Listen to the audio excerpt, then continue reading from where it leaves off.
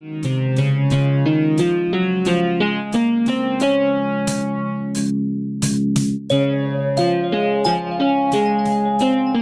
is primarily a relationship problem. It's a relationship in which someone uses aggression for the purpose of dominating someone who's weaker than him or her.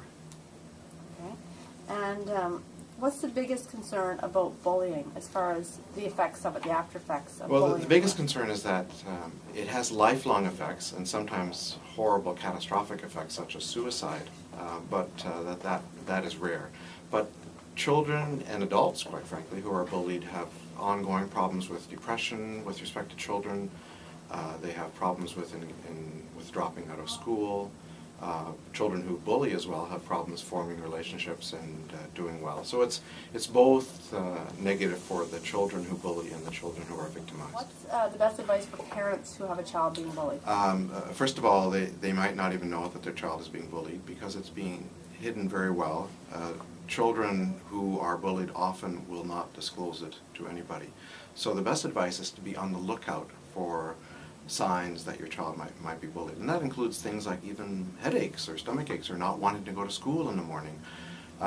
The other very important thing is to have very open lines of communication, to make sure that you ask your child how things are going, how was school today, and to not be happy with the uh-huh and okay, but to really dig a little bit and get a sense.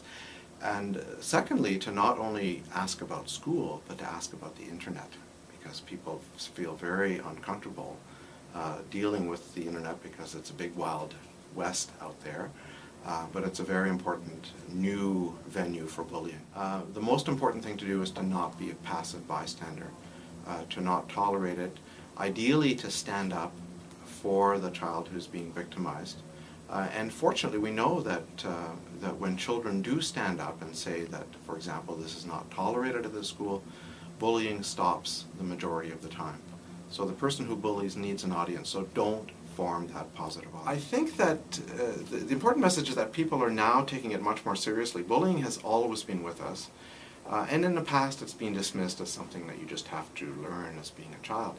We now recognize that children who bully do not pick people who are of equal power than themselves. They always pick someone who's weaker. So it's very important to, people are now recognizing that this is an important problem and one that needs to be dealt with much broader than just leaving it up to the bully and the victim.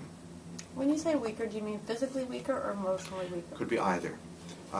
Generally, when one is chosen as a victim, there's some aspect that is weaker, and often it is the social skills, because there are children who are physically smaller who have great social skills, who can manipulate themselves out of any kind of bullying situations.